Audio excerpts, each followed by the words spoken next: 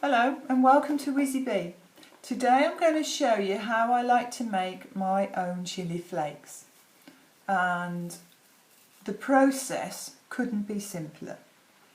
Now at this stage, hopefully you've got yourself all your chilies nicely dried, and you want to not be using anything that's got any signs of mould or insects or anything like that. So make sure your chilies are really nice and bone dry before you start the process. Now with these, get yourself a nice neat one. I'll show you this one here. And what I tend to do is I use scissors myself, and I'm going to hold it by the stem here, and then I'll just cut along in half. Now what that does, that exposes the inside of the chilli and all the seeds. Now it's a personal preference here, but I prefer to remove the seeds, and also it gives you the advantage of having more seeds to grow and more plants, more chilies. So I will then cut off the top because we don't want that in our mix. I will then drop it into my little food processor. Now it's not essential that you use one of these, but there are a number of benefits really, in that it makes your job a lot quicker when you've got an awful lot of chilies to process, but also you get the added bonus of having paprika.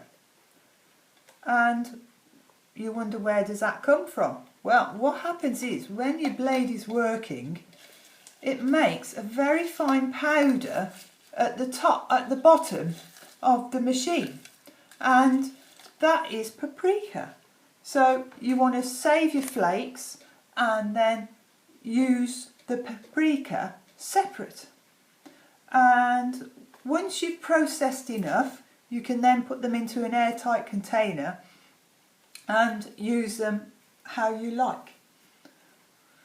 There's a lot of chilli going on around here. Anyway, another good idea is to have different varieties separate, because then you can give them to friends and use them separately in your kitchen.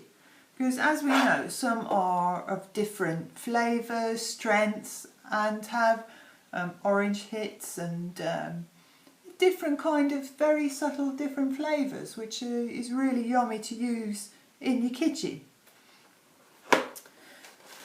So here's an interesting one. You know I like the elephant's trunk. You can see why now. You get a lot of chilli for your buck. And the flakes, the seeds are around about here. So you've got all that fruit to process. So I hope you give it a go, because it is really simple, and you end up with really, really beautiful flakes that will cost you a fortune in the shops. So enjoy. Bye bye for now.